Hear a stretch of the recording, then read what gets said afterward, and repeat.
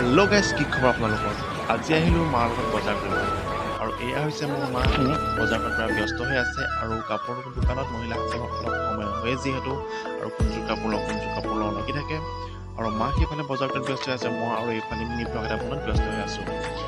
এইখন হৈছে আমাৰ বিহপুৰীয়া টাউন আৰু আমাৰ ঘৰৰ পৰা বেছি দূৰ নহয়। ইয়াত বহুত দূৰ দূৰৰ মানুহ বজাৰ কৰিব আহে আৰু লখিমপুৰ টাউনৰ পিছতে আমাৰ দ্বিতীয়খন ছেকেণ্ড টাউন বিহপুৰীয়া টাউনখন।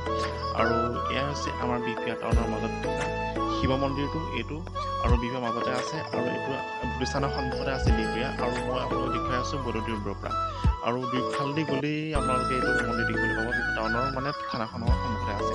মায়ে মোক বজাৰ কৰিবলৈ ড্ৰাইভাৰ হিচাপে লৈ আহে আৰু বজাৰ চজাৰ কৰাৰ পিছত মা সোমাল বেকাৰীত, যিহেতু সন্ধিয়া চাহকাপৰ লগত কিবা এটা খাবলৈ মায়ে বেকাৰীত সোমাইছে আৰু ময়ো ৰৈ আছোঁ লগতে। চকুতো ভিডিঅ'টো চাই যদি ভাল পালে কমেণ্ট কৰি জনাব। চাই দিলে বাই বাই। আছোঁ দেই।